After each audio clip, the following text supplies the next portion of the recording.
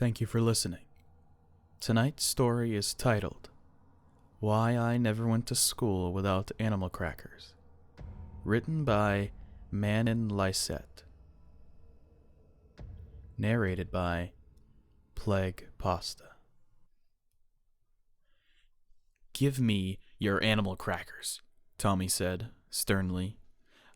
I don't have any," I replied. "Grambears, then," he said, not missing a beat.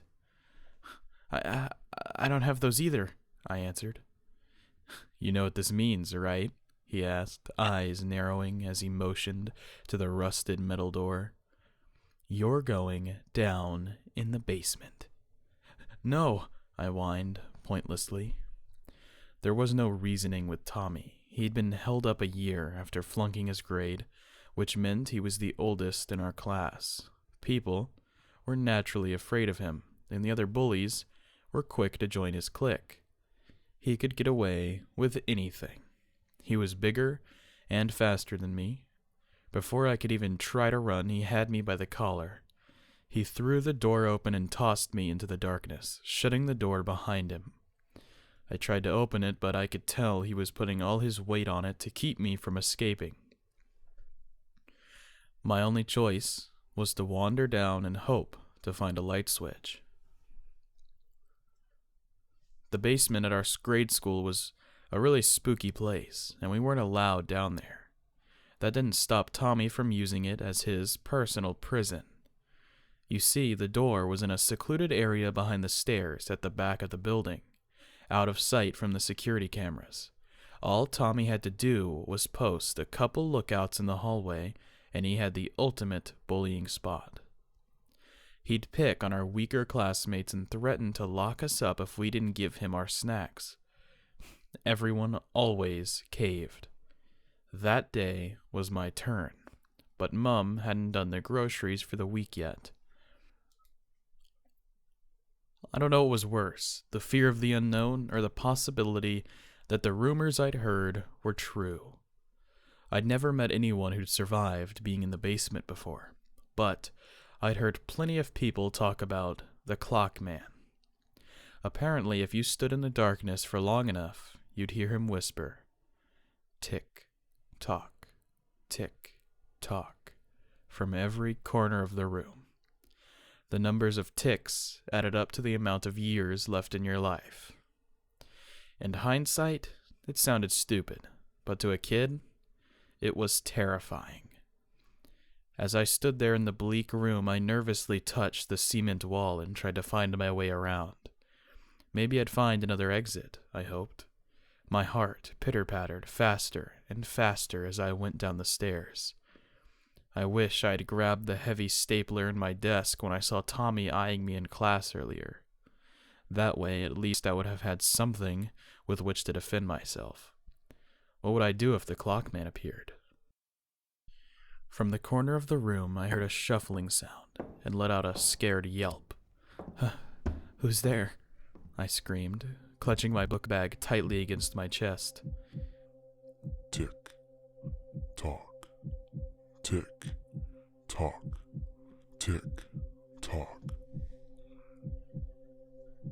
I panicked. I didn't even think to count how many ticks I heard. I just darted back up the stairs into the door as fast as my little feet could take me. My arms slammed against the metal in desperation. "Let me out," I shouted. The Clockman's going to get me. Please let me out." There was no answer from the other side, not even the sound of Tommy and his friends laughing. Tick, tock, tick, tock, tick, tock. I tried the handle and found it unlocked.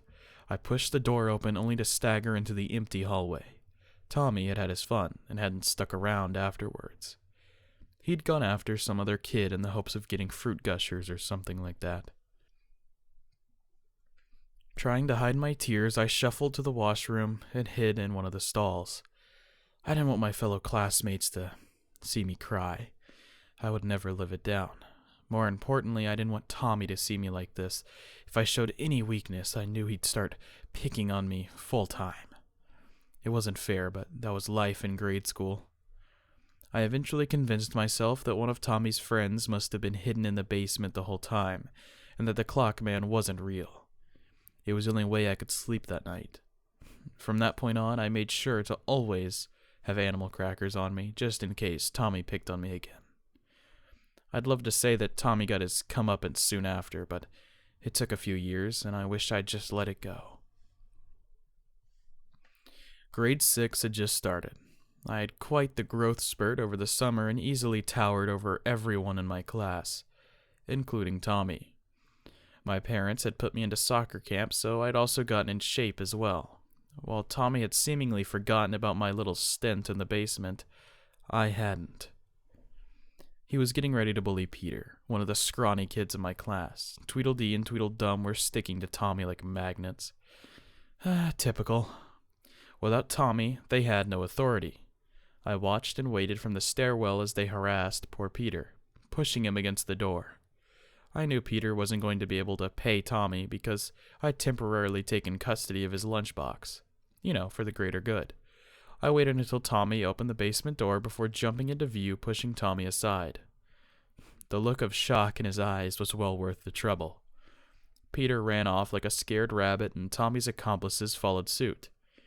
I guess they never expected anyone to fight back and didn't know how to react. With a smirk, I shut the door just as Tommy tried to leave. It didn't matter how big he was. I was bigger now, and I wasn't letting that door budge. His irate yells and banging noises soon stopped, and I assumed he headed down the stairs to explore, just like I had. After 10 minutes without a sound or escape attempt, I brought my ear to the surface of the door. I could hear the muffled sounds of whimpering inside. That's the difference between me and people like Tommy. He didn't care who he hurt, but I did. His cries formed a knot of guilt in my stomach. With a sigh, I opened the door and called out to him. "All right, dude, you can come out now. If you pull this crap again, I'm locking the door and I'm throwing away the keys." Tommy was sobbing. I rolled my eyes. "I won't even tell people you're afraid of the dark. Come on." I got a little worried when he failed to reply, so I used my bag to prop the door open and wandered into the basement. I could barely see his silhouette in the farthest corner. "Tommy, come on, let's go," I murmured. Tick, tock, tick, tock.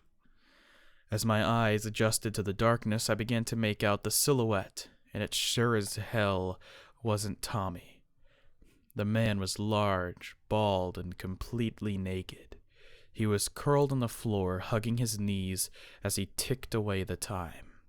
The hairs at the back of my neck stood on end at the sight of his patchy, rotten skin.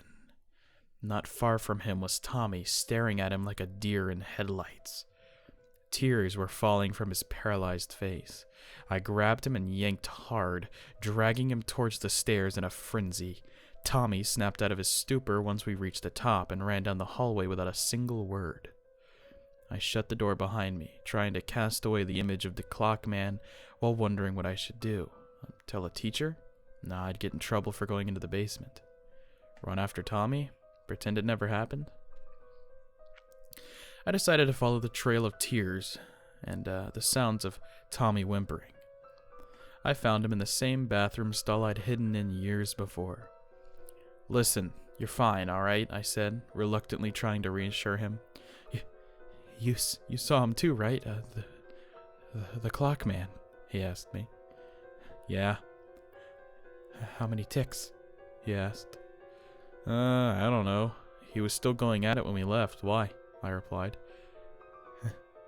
"He only ticked once for me," he replied.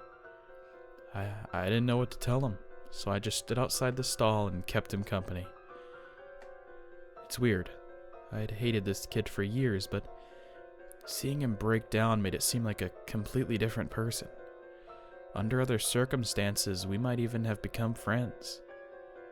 Eventually, we went back to class and never spoke of the incident. He was never the same afterwards, always obsessed with the clock on the wall and looking over his shoulder. Exactly 1 year to the day, Tommy was in a fatal car accident. Honestly, I'm glad I didn't count my ticks. I don't think I could deal with knowing when I'm going to die.